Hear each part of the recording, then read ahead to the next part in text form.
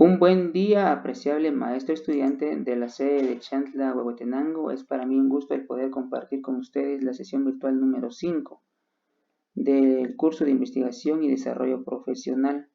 Tenemos una frase de William Osler. En la ciencia, el reconocimiento se concede al hombre que convence al mundo, no a aquel a quien se le ocurre la idea. Dentro de la temática de estudio tenemos a los antecedentes de la investigación-acción. Acá podemos observar entonces a dos precursores de la investigación-acción. El primero es Kurt Lewin. Fue el primer psicólogo en utilizar el término investigación-acción, estableciendo que se debe de llevar a cabo por medio de ciclos de acción reflexiva. Y Paulo Freire menciona que el proceso educativo debe partir de la realidad que rodea al educando.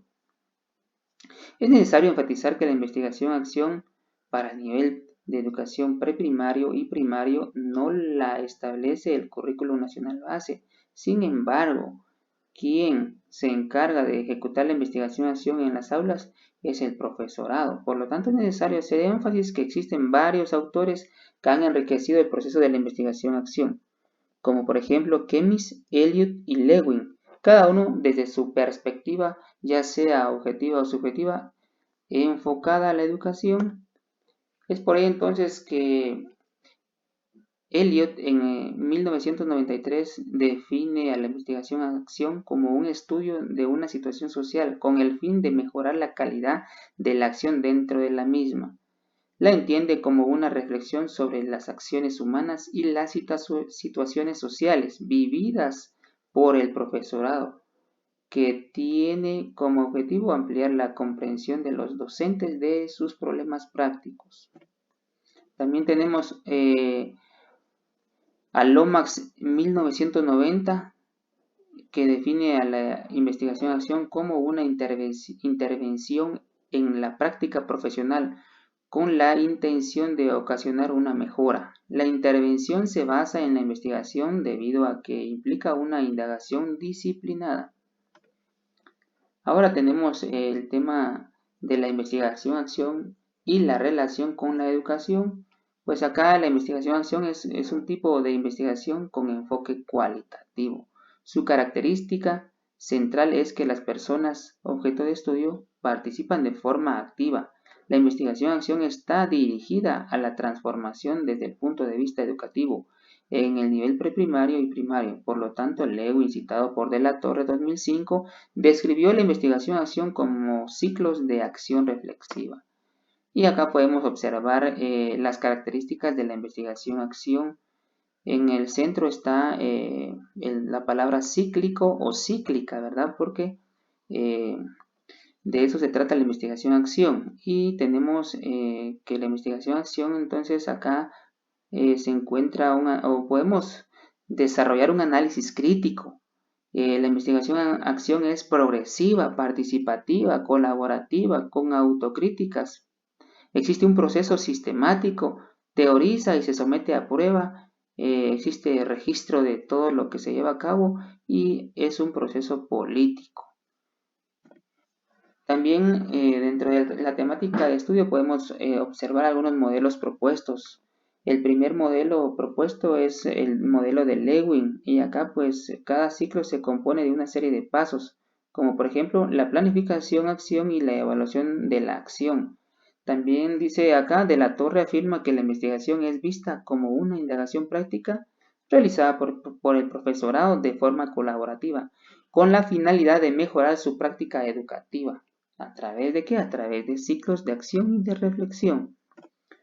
Tenemos el modelo de Kemis. Acá nos indica Kemis que el proceso está integrado por 4 fases o momentos interrelacionados. El primer momento es la planificación, después está la acción, el tercer momento se puede decir se encuentra la observación y por último la reflexión. En el ámbito educativo, la idea de investigación-acción surge a partir de la experiencia docente y la visualización de problemas y necesidades de los alumnos y alumnas. Nosotros, como docentes, entonces, somos los investigadores que vamos a ir a observar esas necesidades de nuestros queridos alumnos y alumnas. Dentro del primer ciclo, entonces, podemos observar que se encuentra la detección del problema. Y acá, en este primer ciclo, es comprendido por la inmersión inicial en el problema o necesidad y su ambiente. Tenemos también la recolección de datos sobre el problema y las necesidades. El siguiente paso sería generación de categorías, temas e hipótesis y el planteamiento del problema. Esto lo vamos a explicar en la siguiente diapositiva.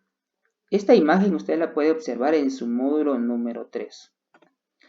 Dentro de la inmersión inicial en el problema o necesidad y su ambiente, es el primer contacto con el problema de investigación en su contexto. La utilización de la observación no participante y la entrevista no participante. Dentro de la recolección de datos sobre el problema y las necesidades, en este paso se obtiene información documental y de campo.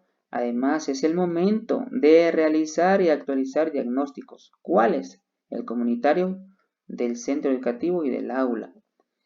Dentro del siguiente momento tenemos también la generación de categorías, temas e hipótesis. Aquí se hace énfasis al marco teórico. Un buen marco teórico no es aquel que contiene muchas páginas, sino aquel que trata a profundidad únicamente los aspectos relacionados con el problema. Esto significa que los conceptos y proposiciones existentes en estudios anteriores del problema a intervenir estén vinculados de manera lógica y coherente. El investigador debe tener la habilidad de redactar e interpretar. Existe otra forma de construir el marco teórico, por ejemplo, por medio de un índice general e ir afinándolo hasta que sea sumamente específico, para que después se agregue la información correspondiente al esquema realizado. A esta operación se le llama vertebrar el marco teórico. Esto lo puede ver en su módulo número 3 y es lo que vamos a realizar.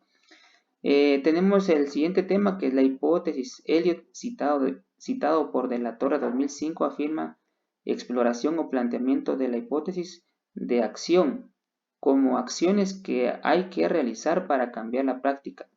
Página 36. Una hipótesis acción es un enunciado que relaciona una idea con una acción. Una pregunta, que sería la idea, con una respuesta, que sería la acción. Y aquí tenemos el ejemplo de la hipótesis acción. ¿Cómo puedo mejorar el rendimiento escolar de los alumnos? Le damos la respuesta: a través de juegos educativos para desarrollar sus capacidades intelectuales. Como siguiente tema tenemos el planteamiento del problema. Dentro de este planteamiento del problema podemos hablar de diferentes aspectos. Acá entonces tenemos la definición del problema. Ese se refiere a especificar con precisión los límites de estudio. ¿Como cuáles? Los límites espaciales. Espacio en donde se desarrolla el estudio, como por ejemplo el municipio, el departamento. Aquí le colocamos Guatemala. Dentro de los límites temporales tenemos el tiempo o periodo de estudio, como por ejemplo el 1 de julio a 1 de octubre del 2017. Y dentro de los límites teóricos, acá es pedagógico y metodológico. También tenemos las unidades de observación. ¿Cuáles pueden ser? El centro educativo, los alumnos, el grado. Una vez que ya se definió el problema, se procede a plantearlo, formulando una pregunta general.